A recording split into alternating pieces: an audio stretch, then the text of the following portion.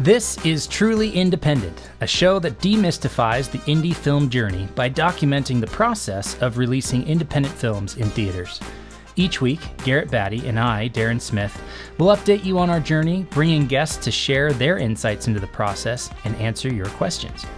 In today's episode, we have our first guests, and we get to chat with them about our distribution strategy and the role of a distributor.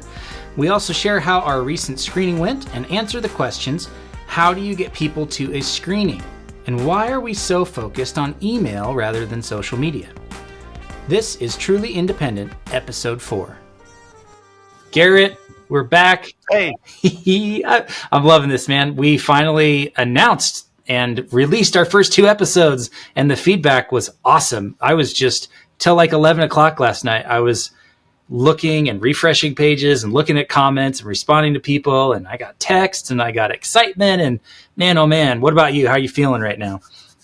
Yeah, man, I'm glad to hear it. I'm glad that people are responding well. I know that I'm hopeful that it's helpful information. Yeah, it's been really exciting to see. There's a lot of didn't mean to like rain on your excitement there. Yeah, it's fine. Yeah, it's good. I'm good. I'm glad. No, it is fun. It is fun to have it out there. And in fact, it did come up last night. I was at a screening, and as an independent filmmaker, you try to figure out how to offer, congratulate, or whatever it is. And so the podcast was able to come up, and I felt like, hey, this would be a great tool for people. Yeah.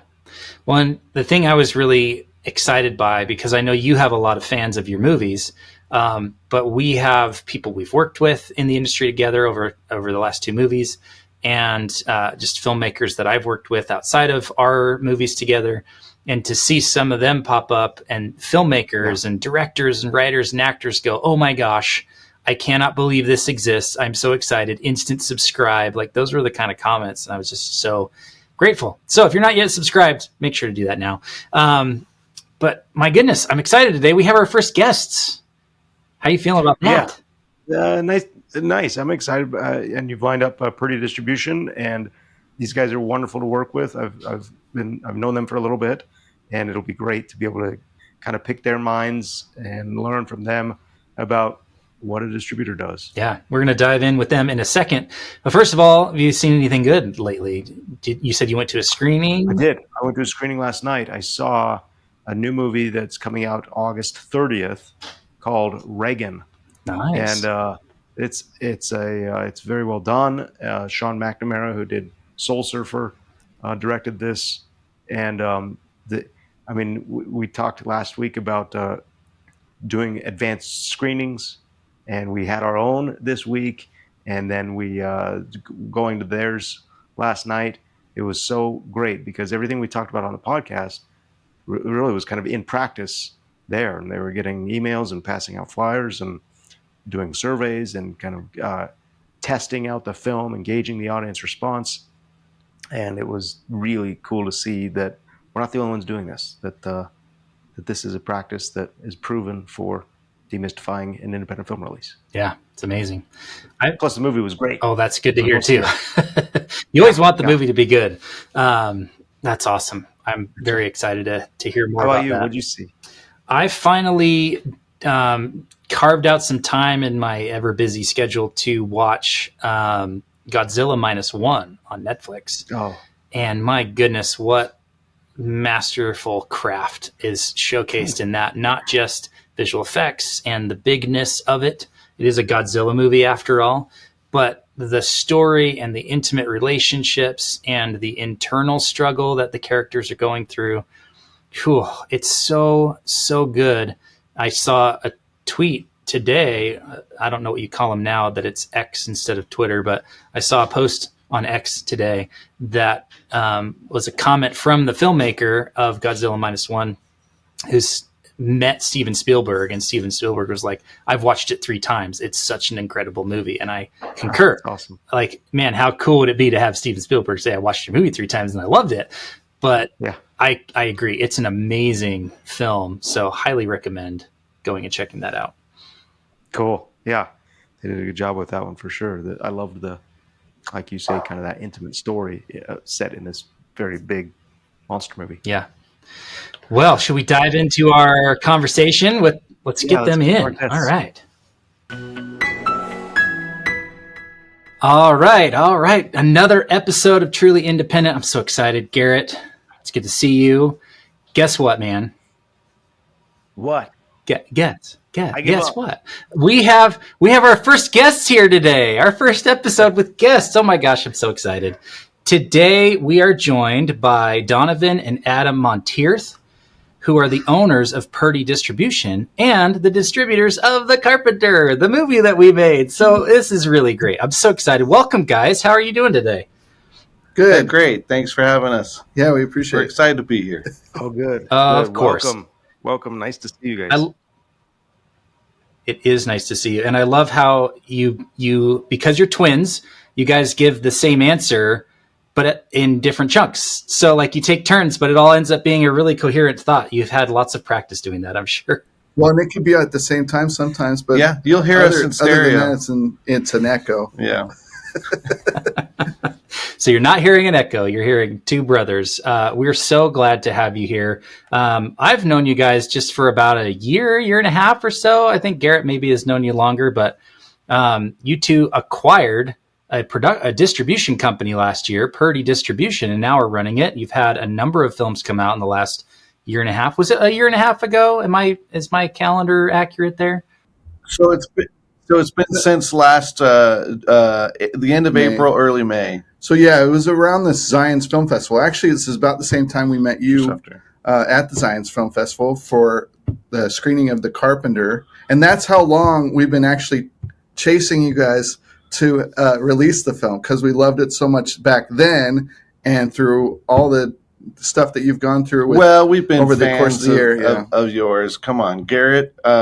You've made some amazing films, and we're very excited to be a part of The Carpenter. Well, I like this, Daren. We should have these guys. We should have guests every week. This is the flattery is flowing. No, but and to reciprocate that, I've been a fan of Purdie films. You guys have done Purdie has done all of my films, and for Brandon to be able to now transition and you guys to take over the company, it says a lot about you and what you're doing. So can you tell us just a little bit about what Purdie Distribution is, kind of just the general feel of that?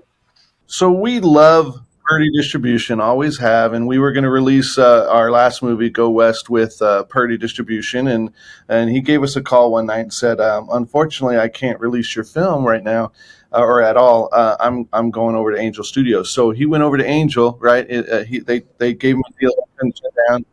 So Brandon Purdie, founder of Purdie Films, and we love what he's built. So we were like, well, what are you doing with Purdie Distribution? And he's like, well, I haven't thought much about it. So we gave him an offer, and we talked about it for a couple of weeks, and we settled on a deal. It's our desire to make sure that we carry on his legacy. Mm-hmm. He's done such an amazing job at cultivating a great set of films. He's been very successful in releasing films for independent filmmakers, but also catering to a faith-based crowd as well as a family-based crowd. And we want to continue that. We're looking at continuing to do family films and faith-based. So we kind of think of it as we're expanding a little bit in the 3 F's, which is faith-based, family, and comedy or funny. So the 3 F's is where we're kind of going, which, works out well for us, because in the end, we want to make sure that we stay true to what Purdie has done in the past, and kind of help to broaden out and give more to more audiences. So we're definitely trying to reach as much as we can. So we want to take what Brandon has created, and we want to expand upon that. And we've definitely tried to create new offerings, additional revenue streams for independent filmmakers. So that's why theatrically we've expanded it to all of North America. We do Canada theatrically as well. And now we've opened up streaming. We do Blu-ray and DVD and so forth. So we're looking to create revenue streams for independent filmmakers so that their investors and the filmmakers make money so they continue to make great movies. I absolutely love the sound of that. But I also love that you guys, you didn't, from me meeting you, you didn't come across as just fans of film, and therefore you made an offer on a distribution company. There's substantial experience that you all bring to the table when taking over Purdie Distribution. Can you talk about that? Yeah, thank you. I've been in. I was running theaters for many years, and with Harkins Theaters for 15 years. What do you mean I was there. running theaters? What do you mean?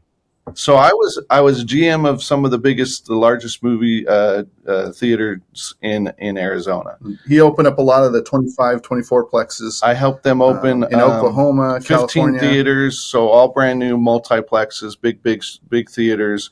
And I was their liaison with Hollywood. So anytime there was a research screening and Tom Cruise came out and stuff, I was the guy who kind of facilitated all of that. He was the one that walked Tom Hanks around to his screenings and stuff like that. So he also got to facilitate how. So I learned a lot about distribution, about the theatrical side of filmmaking. My brother was in marketing for the longest time. Well, he's no slouch in marketing either, because in the end he actually won several awards for Harkins Theaters with the Chicken Run, national marketing, and with Mission Impossible. So, that's how old I am. Yeah, that's how old I am. But, and then I've been doing online marketing for the last 25 years. We were teaching lawyers how to do online marketing and websites back for the last 10 or 20 years. So 10 years, he pulled me in, and we've been traveling around the country teaching, speaking to attorneys about marketing. So it kind of meshed all of our thing. We've been doing production since 2003. We have many of our own productions. So we're producers as well. Movies out there. In the end, it was a good combination of all of our skills put together that made it so that we could. Brandon forced us to realize that we have an affinity to distribution. We hadn't even really. We've dabbled in distribution for the last 5 years, meaning we've had to fill in the gaps for our distributors, for our independent distributors, and because of that, we've learned a lot. Right, we've had to expand, and that's the new filmmaker, independent filmmaker, has to learn and grow and understand the process. And so we've done a lot of that.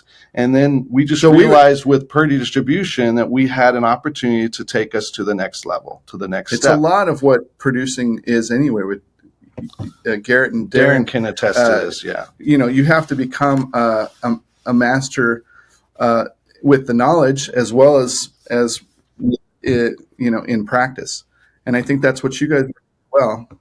So can you walk through? And Daren, I feel like I've taken over, and you probably had a list of questions as well.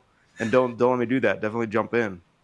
No, I think what I'm curious about is, you mentioned that a year and a half ago at Zion's Indie Film Fest, we screened The Carpenter.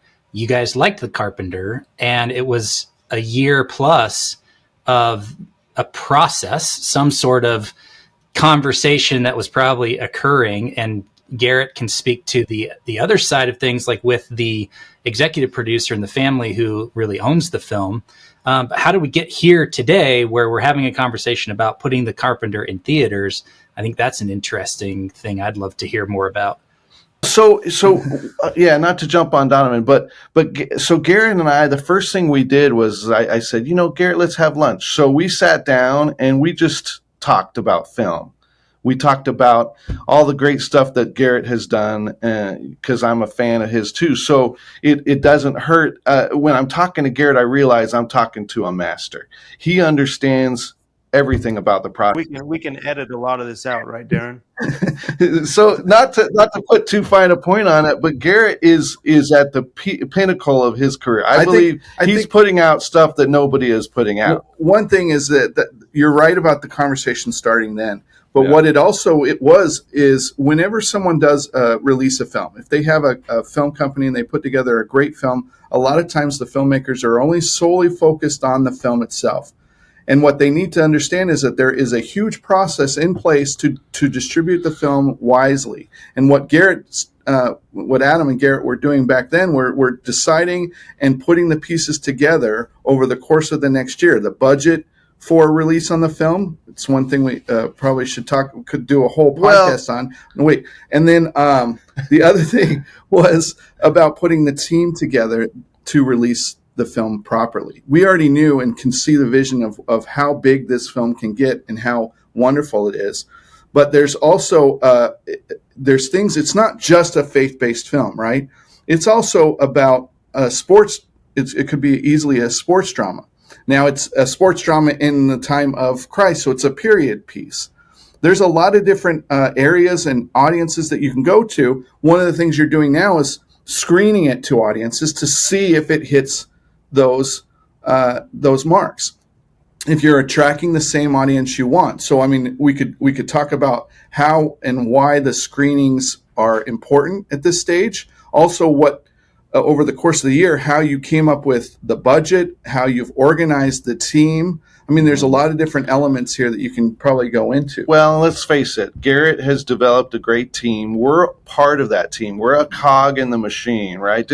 Purdie Distribution, we're a part of that team, and we're grateful for that. But we have to sit down and strategize, and Garrett has put together a great strategy with which we can be a part of that. There's a lot of distributors out there that will just say, okay, we're going to distribute your film. Thanks. See ya. Thanks for your movie. They get you signed, and then you don't ever hear from them again. The problem, Adam and I maybe talk too much at times. Maybe we're too much near here, but we're trying to give you enough information that when you make the decisions and when you press go, we're ready and giving you the best consultations we can, being good consults for you, but also help guiding the film where it should go and getting you into the theaters and streaming, whatever it might be. And let me ask you, Garrett, do you feel that every film should be exactly the same? It's cookie cutter release and so forth? Yes. Oh, wait. No. No. Every film is different. Yeah, and absolutely. And every film has a variable to it. I mean, and so I want to be careful not to just go, okay, specifically, this is what we're doing with the Carpenter, and therefore do it with every film. But in general, that conversation that took place at the film festival, if I'm a filmmaker listening to this, I'm gonna go, okay, what should I expect from that conversation? And then the timetable and the involvement. And I think what I've loved about Purdie, even prior to you all and the current edition of Purdie, is there is that like tailor-made approach to each film. And that's, I think, a rare thing.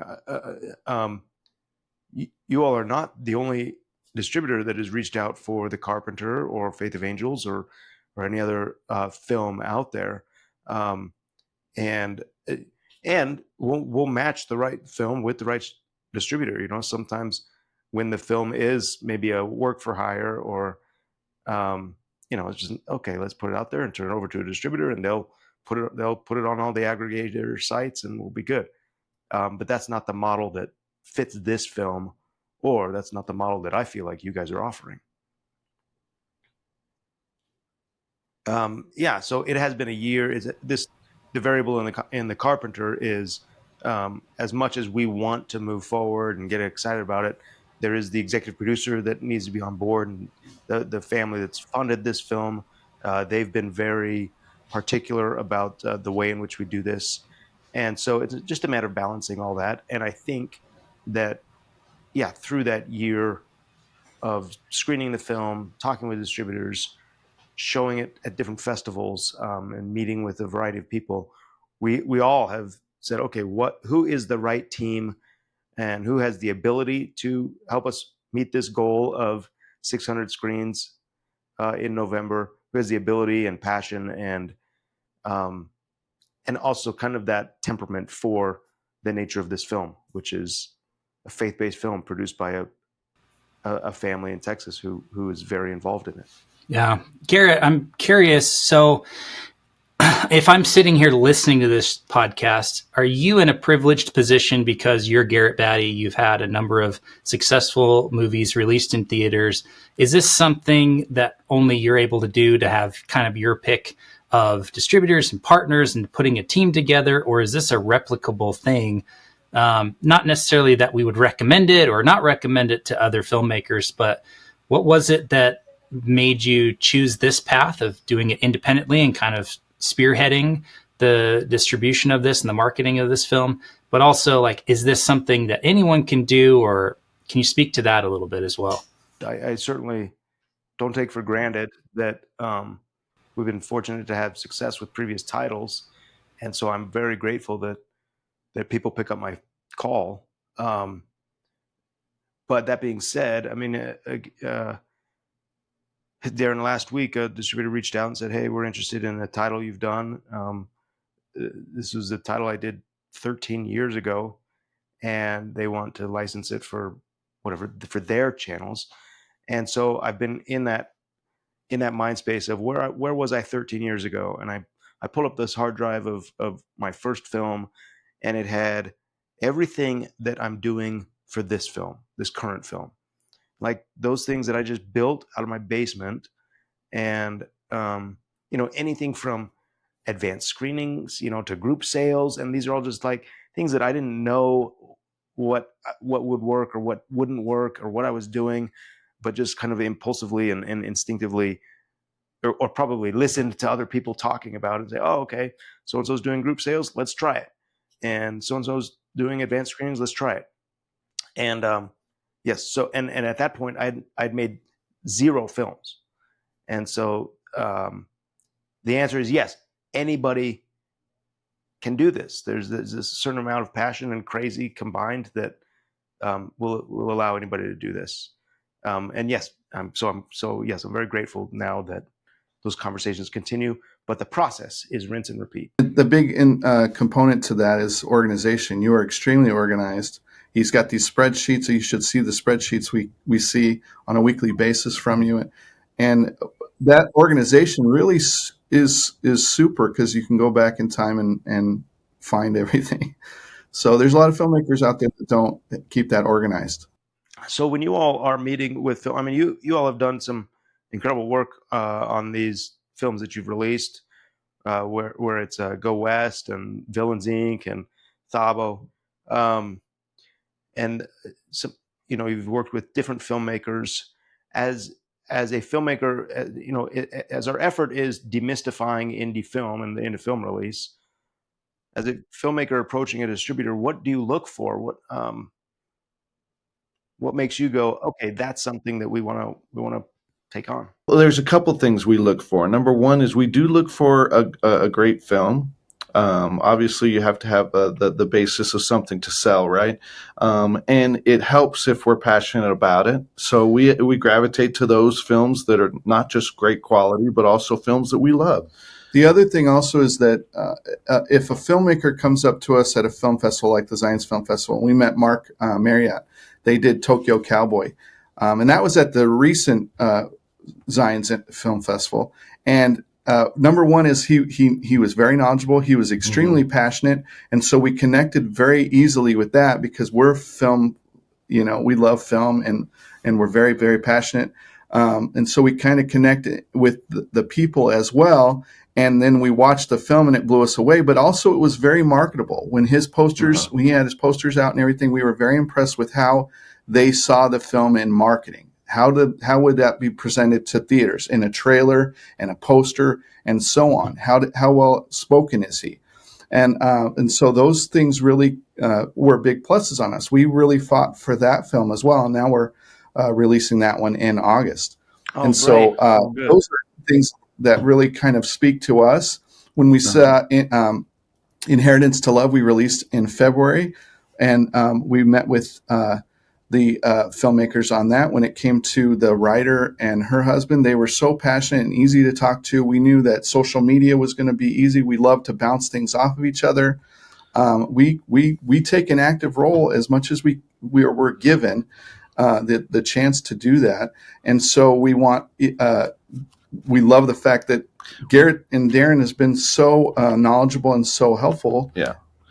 That's exactly so what we're we looking know for. that there's a lot of communication. We're going to be dealing with these people for a long time, so we definitely want to find people that we can be Miracle in East Texas, part of a good team. the Sorbos called us, and so when we talk to them, they're bouncing off us by email. They're trying to set up press releases and doing this and that.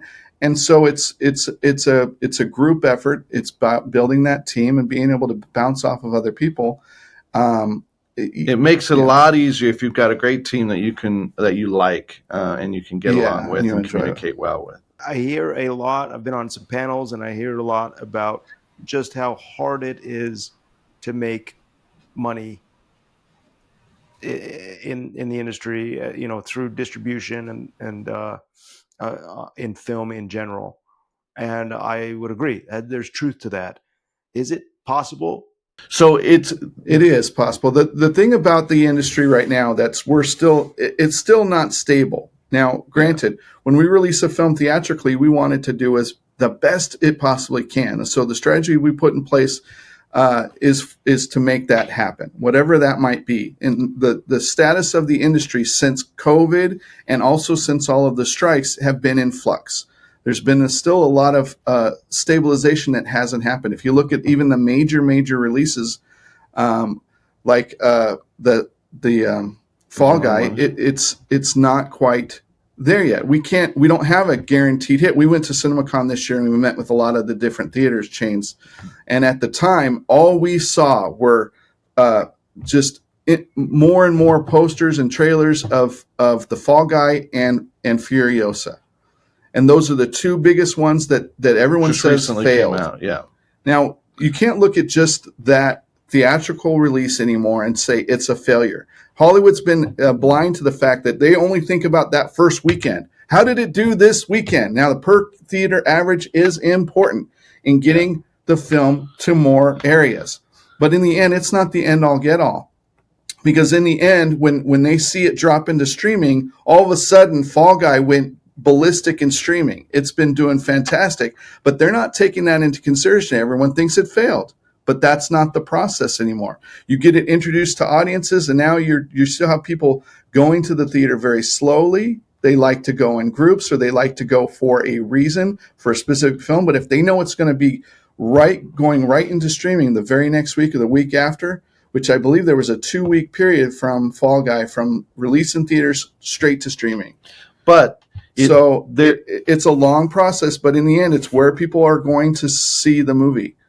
And theatrical is a great introduction to it now, but it's not. We don't believe it to be the end-all, be-all. So you can't look at those numbers and say that's it. It's dead or it's alive. Let me mention one aspect of that I think Garrett has a great handle on. Garrett and Daren understand it's important to build your audience. Right? You guys are super smart because you guys are sitting here. How can we continue to build our audience? It's about fostering an audience that is willing to go out to theaters, to pay money to watch your movie, and so forth. So if they understand, that the quality's there, that the movie's going to be good, and it's interesting, you've already done the groundwork, you know what your audiences are looking for. If you've done all that research and you've done the work and you've done the production, now it's time to release it. I want to continue throughout this whole process, like you guys are doing, to foster the right audience. I think, you're dead right about that. When it comes down to that, a great example of that is Escape from Germany. T.C. Christensen has an incredible following. He does incredible films, and he managed to do a very successful release. So far, it's not. He's not going to veer from that. He's got a formula that audiences expect and that audiences are looking for. So when he hits his mark, they know it. And the strongest thing for a film, whether it's theatrical, streaming, or so forth, is what? Word of mouth. You want to make sure that people are talking about your movie, so that they see it in theaters, so that they go to they rent it on Amazon or so forth. So it is important to make sure that you're fostering and building an audience that understands and knows what they're getting into. At that point, it's plug and play. We keep going back to those audiences. We know for a fact that when Garrett Batty his name gets put on a film and he releases it, that it's going to be of the same quality of Saratov Approach. We also know it's not going to be a horror movie, right? I mean, do you have one lined up? I don't. I mean, he does put comedy in you put a lot of comedy in your films. Your audience but knows it's not what they're getting comedy, into. But it's great, family-based, Yeah, no, it's a point we've discussed about that is part of demystifying this process is building an audience, and Angel Studios have done it. Purdie Distribution has a particular brand. You know you're going to get, a quality, family-friendly film. T.C. Christensen, you've mentioned, yeah, and I think that's part of what we're trying to do with this. We would like to build an audience of theater goers, and so that's what we're doing. So with I know we have a limited time with you guys. Maybe one last question. We did do a screening last week. We talked about it in the last episode that we were going to do a screening, and then we did the screening on Thursday. So now it's Tuesday. I'd love to hear, like, how did this screening go? What did we learn from it, from both your and Garrett's side? Like, I was there, I was present, but really didn't have a role to play other than being able to watch it in a room of people who enjoyed it. But I'd love to hear from both of you and from Garrett, like, how did the screening go? What did we learn from it? And are we going to do more this summer? Let's start with the stats, I think. I think the screenings are invaluable. They give you there's multiple reasons why you would want to do a screening and multiple gets out of it. It's great to help build word of mouth. Number one, I think it's if you have such a strong film, you want to make sure that people are talking about it months in advance. We're releasing this film when? Can we announce that? Did you announce that already? Yeah. November 1st. November 1st. So we are, 6 months out? 5 months out. Anyways, I don't know. Like, slightly. I can't do my months. So here's the thing. We did that before, and I was wrong. Garrett was right. Don't count November. Months.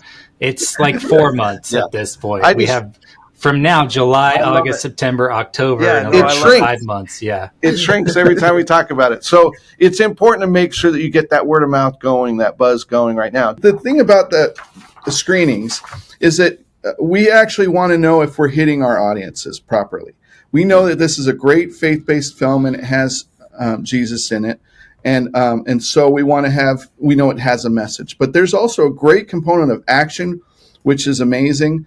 It does feel a lot like a sports, historical sports movie, or a sports themed. We want to make sure that it's fun. It feels good. You walk away going a little pumped up, right?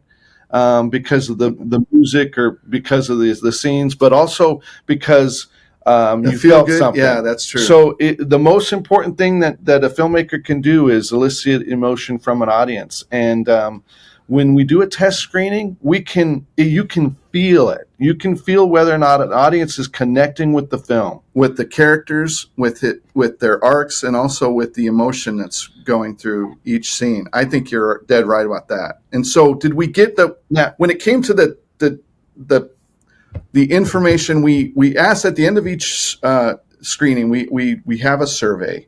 We ask people if it's hitting the marks that we need it to, with the story, with the characters, with them enjoying the film. What are those results, Garrett? You have a lot of that. Yeah, I mean, and we're getting some great feedback and good insight. I loved, at the screening, Daren, it was a 126 seat theater. I think every seat was full, or if not, there were maybe 5 that weren't. And just as a side note, that was educational because we had about 170 people committed to go. And so as you're planning these screenings, we need to say, okay, definitely oversell the screenings. If you have to send people away, that's okay. But I was surprised that it worked out as perfectly as it did. And okay, lesson learned, you can never give away too many tickets to a screening. And then we did the QR code so people could scan and leave their leave their opinions or surveys or comments about the film. And we're seeing a lot of things. It's helping us shape the conversation. So the action definitely was a key element, like people responding to that, saying there's so much fighting, there's a lot of action. And then the nature of the relationship between our two characters of Oren and Yeshua is a real talking point that the audience is coming away with. And so as a distributor now, I think as a filmmaker, distributor, we would say, where do we need to get in front of that conversation? We don't want people to go into it not knowing that there's going to be a ton of action, because that would be jarring. A third element is music. We call this the heavy metal version, because we've actually used some songs from Metallica and Motley Crue in this very period era piece. And so I wanted to find out how people resonated with that. And I'm pleasantly surprised that's a major point that people can keep coming back to in their comments. And so it would be good to address that, or figure out do we lean into that? Do we take it out? But it seems like something that definitely stood out to people. Can I share my favorite pull quote from the screening that I overheard? Your favorite? I want to see a poster with this plastered on the front. Some guy walked out and said, "None of this is scripturally accurate." And I just want to lean into that so hard. It is a fictional movie, so we want to make sure that's clear in the trailer and the marketing. Sure. Yeah, we want that to be a positive comment, and if that's how people are feeling, we go, hey, we don't want to sell this as the Bible on screen. Right. In one screening, we had a woman that was with all of her girlfriends, and they went to see what they thought was just a faith-based film, and she kept saying to us after the thing is, I kept thinking to myself, my husband would love this. And so I think for the first time, what you've done is you've managed to make it so that the men who would never go to something that's really emotional, heartfelt, they want something where tough guys are being tough, and they want action films. That's me. I love action films. And so you kind of get the best of both worlds in this. But also the fact that a screening takes place gives you an opportunity to do something else, which is grab a whole bunch of testimonials. Not only will you get some good footage you could use for your marketing later, but also it gives you a real idea of how it's being perceived. Yeah. So that was really important. We got some really great feedback on those. And so we're still going through those, but I think that's part of the fun. Part of a screening is to help us figure out exactly how we want to push the marketing going forward. How is our distribution plan? Does it have all the elements in place and play that's going to work? It's a good idea to test some of that. We showed the poster, and we got feedback on the poster. Yeah. When we handed them out in the audience, we were like, what do you think about the poster? How do you like the poster? One comment was, it's brown. Right?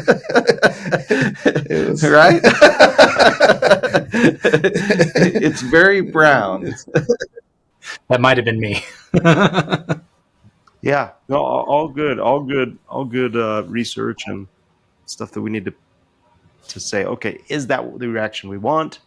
And then how can we make sure that the audience is ready for that?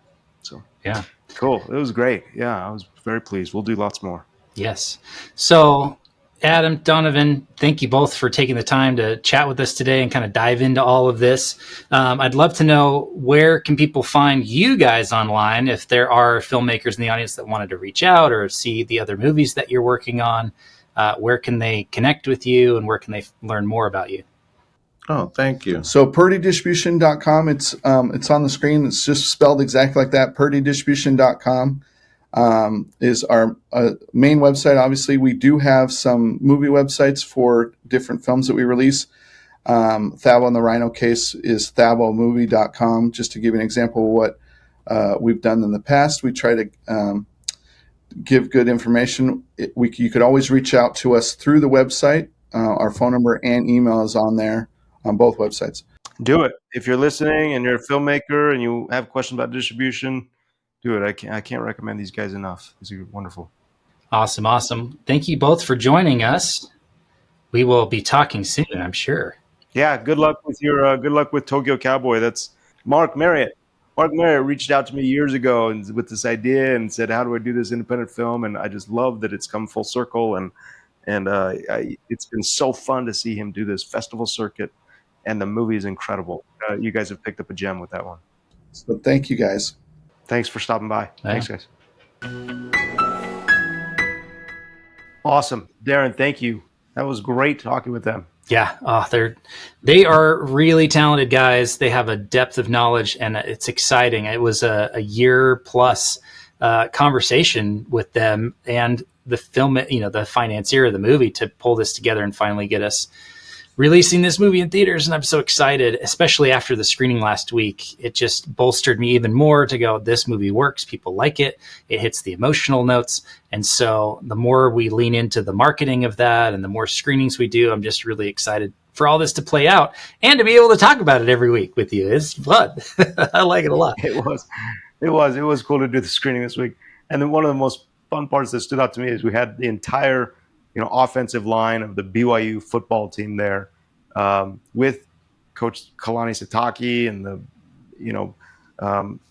athletic coordinator, director of BYU, and they're all sitting there like wiping tears away, and it's this fight movie, and yet you come out and they're talking in their testimonials and saying that was like a spiritual experience, and that's cool. We wanted. It was a good reaction. Yeah, the first thing I did once the movie ended was stood up, turned around, and was like, "Okay, good, we got him.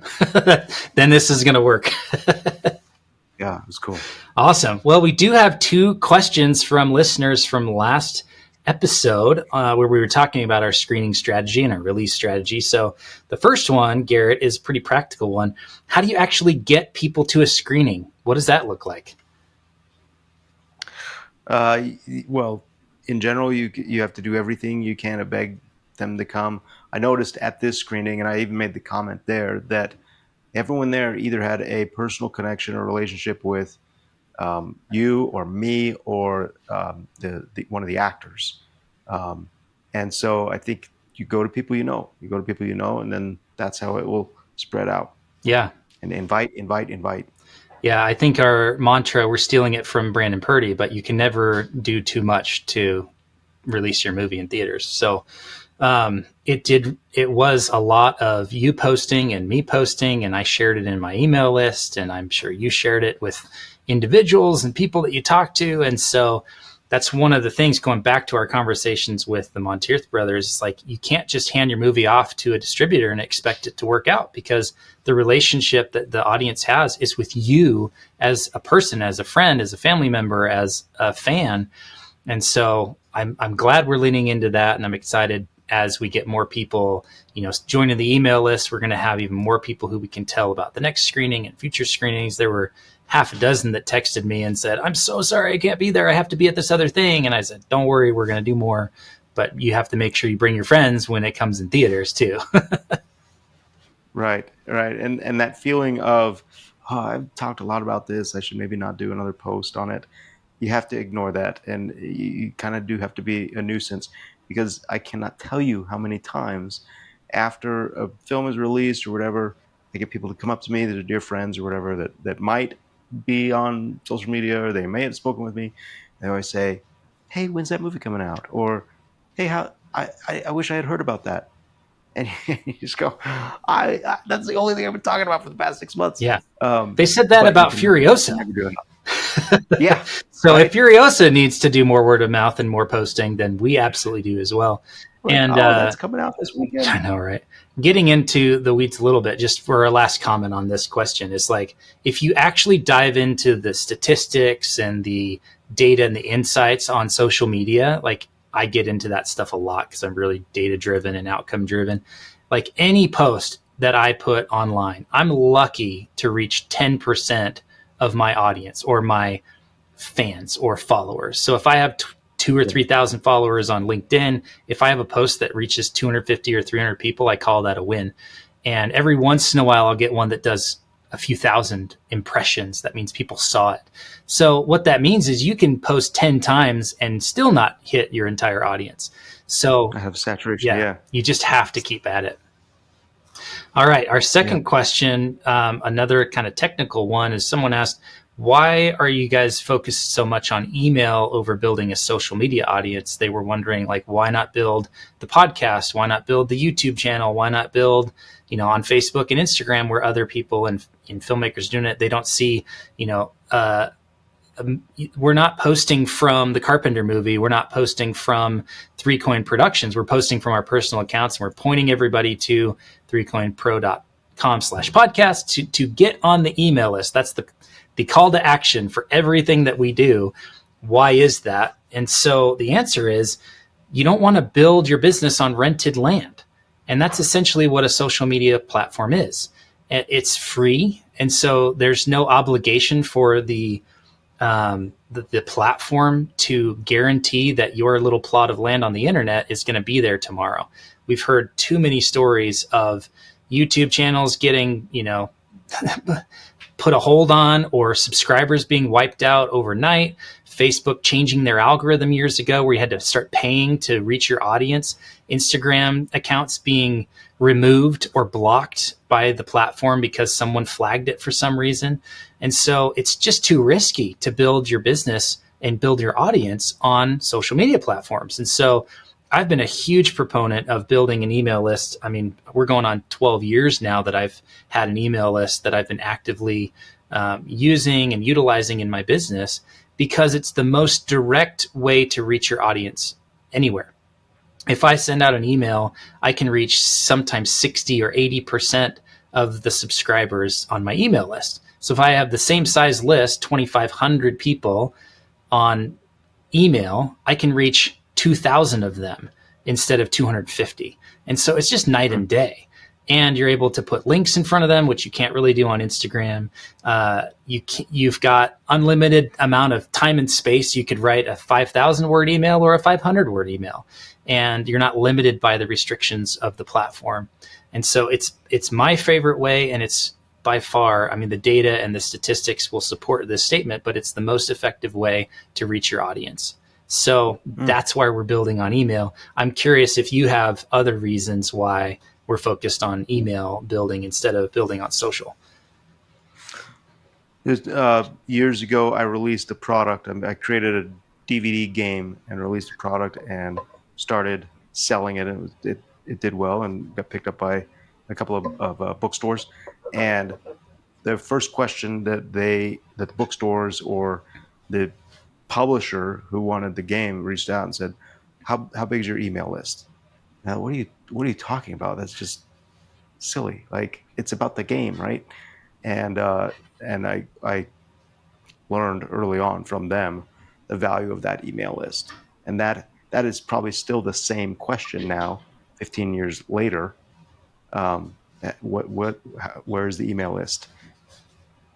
I don't know. If I had 1 million followers or something, that could be a different song. But I think right now I love your analogy of don't build on rented land. Yeah, it's true principle. I've seen it time and time again. Well, that's it for today's episode. Goodness, Garrett, we hit a record of our length today. So we'll see what the audience thinks, if they're okay with that. We'll try to get it just under an hour. How about that? But thank you for hanging in with us. Thanks for being here and for listening and for sharing and for following, and make sure and sign up. Yeah. Let us know if you have questions about today's episode. Get on the email list, 3coinpro.com/podcast.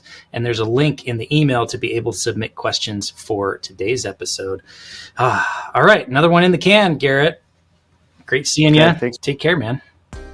Thank you for listening to this episode of Truly Independent. To join us on the journey, be notified of new episodes and screenings, and ask us questions about today's episode, head over to 3coinpro.com/podcast and put in your name and an email address. If you're a fan of the show, please leave us a review on your favorite podcast app, and be sure to share this episode with a friend. Thanks for listening, and we'll see you next week. Our intro and outro music is Election Time by Kjartan Abel.